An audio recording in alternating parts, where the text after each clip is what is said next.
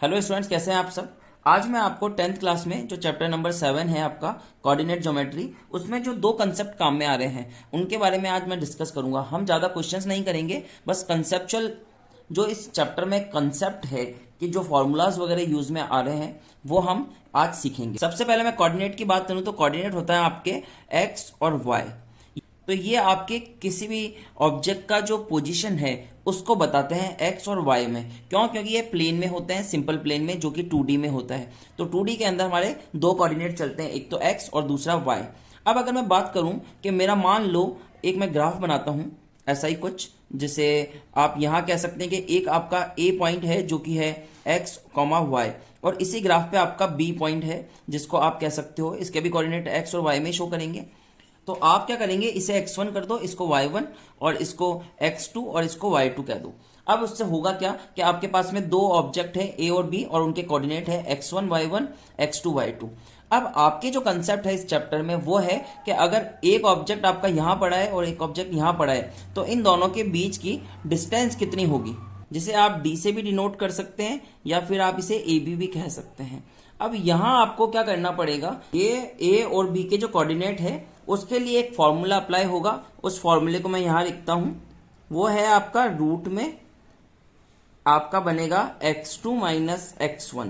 मतलब आपका ये जो कोऑर्डिनेट है इस कोऑर्डिनेट से माइनस होगा और उसका होल स्क्वायर लगेगा, उसके बाद प्लस, और फिर आपका y कोऑर्डिनेट माइनस होगा, y2 माइनस y1 बनेगा, y2 माइनस y1 और उसका होल स्क्वायर। तो ये आपके पास में एक फॉर्मूला आता है जो कि डिस्टेंस का फॉर्मूला है। कब? जब आपके पास में दो कोऑर्डिनेट्स दे रखे हैं। जब आपके पास में दो कोऑर्डिनेट दे रखे हैं तो आपको इस फॉर्मूले को अप्लाई करना होगा। अब इसमें क्वेश्चन जो बनते हैं वो बनते हैं कि आपके पास में दो पॉइंट होंगे। एक पॉइंट लिया है जिसके कोऑर्डिनेट है 2 और 3, एक पॉइंट लिया मैंने क्यू जिसके कोऑर्डिनेट है 4 और 1।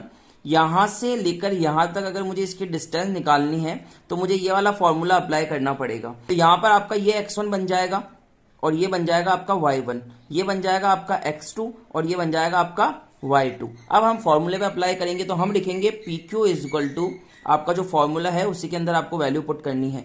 तो x2 माइनस x1 मतलब 4 माइनस 2 का होल स्क्वायर, प्लस फिर आपका लगता है y2 माइनस y1, तो यहां लगेगा आपका 1 माइनस 3 का होल स्क्वायर।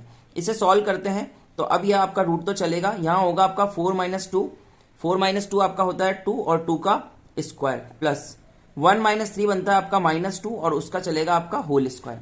इसे अगर आप आगे सॉल्व करते हैं तो यहां मिलता है आपको 2 का स्क्वायर जो कि 4 होता है, प्लस -2 का जो स्क्वायर होता है वो होता है आपका -2 इंटू -2 जो कि अपने आप में 4 बन जाता है। और इसे सॉल्व करने पे आपको रूट 8 मिलता है। आप चाहें तो इसे 2√2 भी लिख सकते हैं और यही आपका फाइनल आंसर होगा।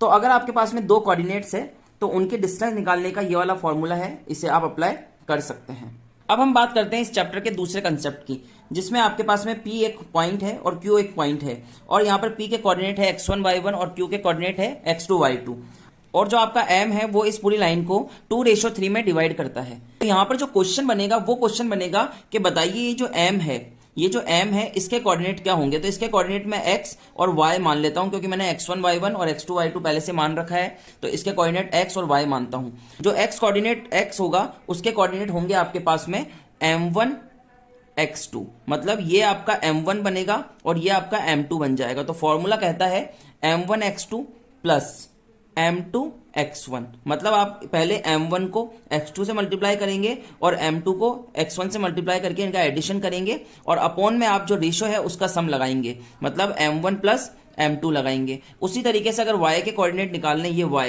तो इस y को निकालने के लिए आप यहां लगाएंगे m1 y2 plus m2 y1 upon m1 plus m2। कुछ नहीं करना है, सेम फॉर्मूला है। अगर x निकालते हो तो x2 x1 लगवाना है और y निकालते हो तो y2 y1 लगाना है। इसी तरीके से ये आपका कंसेप्ट पूरा होता है। इस कंसेप्ट में आपने निकालना सीखा है, जो ये जो मिड पॉइंट आएगा उसके कोऑर्डिनेट निकालना आपने सीखे हैं। ये जो मिड पॉइंट आ रहा है आपका उसके कोऑर्डिनेट आपने निकालना सीखे हैं, जो कि अपने आप को, मतलब इस लाइन को 2:3 में डिवाइड करता है। ये कोऑर्डिनेट गिवन होंगे और ये आपको निकालना होगा। ये रेशो भी आपको क्वेश्चन में ही मिलेगा और आपको इसके कोऑर्डिनेट निकालने हैं, इस m पॉइंट के कोऑर्डिनेट निकालने हैं।